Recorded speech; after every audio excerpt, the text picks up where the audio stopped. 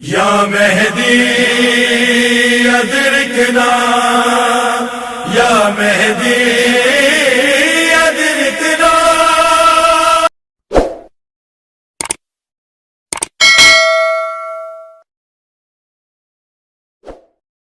کہ اللہ کی مشیت میں جو چیزیں آتی ہیں اس میں کیا چیز ہمارے حق میں ہے اور کیا چیز ہمارے خلاف ہے، اس کا ہمیں خود بھی علم نہیں ہوتا۔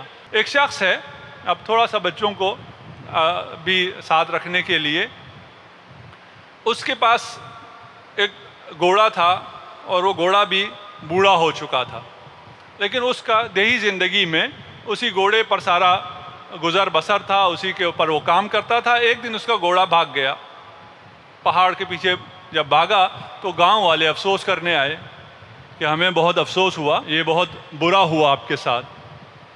تو وہ جو سیانہ تھا اس نے کہا پتہ نہیں یہ میرے ساتھ اچھا ہوا ہے یا برا ہوا ہے، لیکن جو بھی ہوا ہے رضا الہی ہے، میں راضی ہوں۔ سب نے کہا یہ کیا بات ہوئی، ایک ہی گھوڑے پہ اس کا سارا زندگی کا دار و مدار تھا، اس کی معیشت اسی گھوڑے سے چلتی تھی، وہ بھی بھاگ گیا اور کہہ رہا ہے یہ اچھا ہے یا برا ہے پتہ نہیں۔ کچھ عرصے بعد وہ گھوڑا واپس آیا اور اپنے ساتھ 8-10 جنگلی گھوڑوں کو بھی لے آیا۔ تو گاؤں والے پھر آ گئے، بھائی مبارک ہو، آپ کا گھوڑا بوڑھا ہو گیا تھا، یہ تو مرنا ہی تھا، اس نے ایک دن 10 گھوڑے یہ اور ساتھ لے آیا، بہت اچھا ہوا، بہت خوشخبری کی بات ہے یہ۔ اس نے کہا پتہ نہیں یہ اچھا ہے یا برا ہے، بہرحال جو بھی ہے رضا رب ہے، میں اس پر راضی ہوں۔ گاؤں والوں نے کہا اس میں برا کیا ہے؟ اس کا بیٹا اس کے گھوڑے کو رام کر رہا تھا، اس سے گرا، اس کی پاؤں ٹوٹ گیا۔ تو گاؤں والے پھر پہنچ گئے، اوہو یہ تو بہت برا ہوا آپ کے ساتھ، اور ہم تسلیت عرض کرتے ہیں فلان علا بلا۔ اس نے کہا پتہ نہیں ہے، میں راضی ہوں رضا رب پر، جو خدا نے کیا اچھا کیا ہے۔ کہا پاؤں ٹوٹ گیا جوان بیٹے کا، اس میں کیا اچھائی ہے؟ کہا مجھے نہیں پتا اس میں اچھا ہے یا برا ہے، میرے لیے کیا اچھا ہے میرے لیے کیا برا ہے اس کا مجھے علم نہیں ہے۔ گاؤں والے پھر مل ملائے چلے گئے۔ کچھ دنوں بعد بادشاہ نے اپنا لشکر بھیجا کہ فلان جگہ جنگ ہونی ہے، جتنے جوان لڑکے ہیں سب کو بلا لاؤ۔ اس کی ٹانگ ٹوٹی ہوئی تھی تو یہ بچ گیا، باقی سارے جنگ میں گئے، مر گئے۔ گاؤں والوں نے کہا تم صحیح کہتے تھے کہ کوئی بھی حادثہ ہو ہمیں نہیں پتہ چل سکتا کہ وہ ہمارے حق میں اچھا ہے یا برا ہے۔ ہمیں جب پتہ ہی نہیں ہے یہ جو ہوا ہے یہ ہمارے حق میں اچھا ہے یا برا ہے۔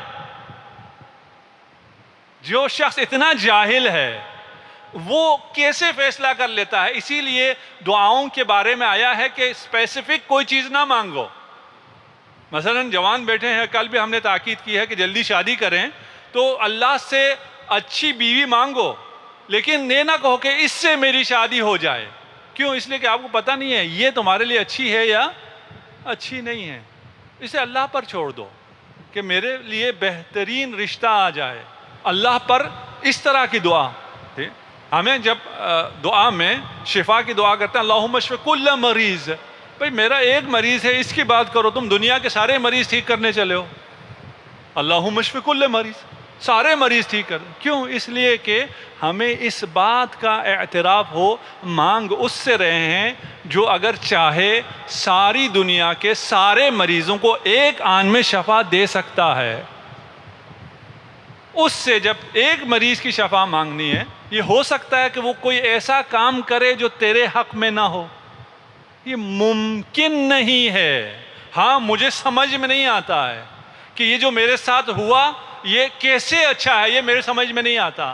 تم اسی پر صبر کر لو، اسی پر راضی ہو جاؤ، اس کے بعد وہ جبران کرنے والا ہے، وہ جس کے قبضے قدرت میں کسی چیز کی کمی ہی نہیں ہے، وہ تمہارے لیے ایسے راہیں کھول دے گا جس کا تم تصور ہی نہیں کر سکتے۔ کرنا کیا ہے؟ رب پر راضی ہونا ہے۔ کیا طلب کیا ہے اللہ نے؟ سب کچھ دے کر کوئی کمی نہیں چھوڑی۔ اتنی عطائیں، اتنی نعمتیں جنہیں گنا بھی نہیں جا سکتا، اور جواب میں کہہ رہے راضی ہو جاؤ، بس